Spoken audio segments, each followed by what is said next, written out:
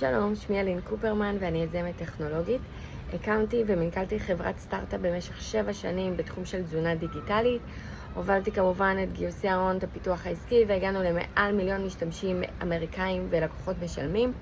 באותה תקופה הייתי גם חלק משני תוכניות האצה, גם בישראל, גם בארצות הברית, ולאחר מכן בעצם נשארתי בארצות הברית להוביל את החברה ואת כל השיווק והפיתוח העסקי מארצות הברית. לאחר מכן בעצם הצטרפתי לסטארט-אפ בתחום אחר לגמרי, בתחום הקריפטו וטכנולוגיות הבלוקצ'יין. באותה תקופה זה היה משהו חדש ומאוד חם שלא הכרתי, ולכן החלטתי לקפוץ למים ולהצטרף אליהם ולעזור להם בהובלה של הפיתוח העסקי. לאחר מכן הצטרפתי לטקסטארס כיזמת הבית שלהם.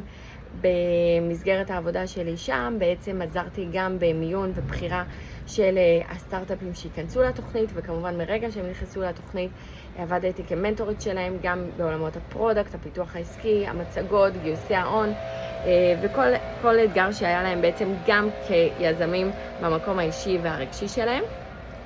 לאחר מכן בעצם עבדתי במשרה האחרונה שלי בקרן משפחתית קטנה שעסקה בתחום של ההלטקר. התפקיד שלי היה פרודקט סטרטג'י, בעצם לבחון את הרעיונות שמגיעים אל הקרן ולראות מה ההיתכנות שלהם הן מבחינת המוצר והן מבחינת המודל הכלכלי, המודל העסקי שלהם.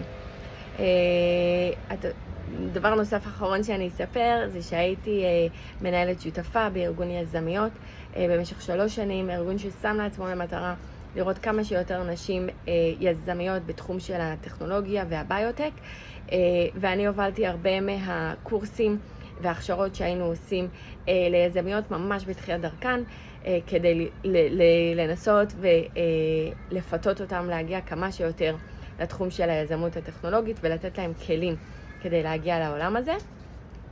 בשנה האחרונה חשבתי הרבה מה ההמשך הטבעי של הקריירה שלי, והחלטתי שאני רוצה להצטרף לעולמות של ההשקעות, ולכן התפקיד שאתם מציעים מעניין אותי מאוד. אני חושבת שאני יכולה להביא הרבה יתרונות, הן מהניסיון הרב שלי בתפקידים שונים בחברות טכנולוגיות, והן מהמקום האישי שלי כיזמת וההיכרות שלי עם התהליכים האלה. תודה.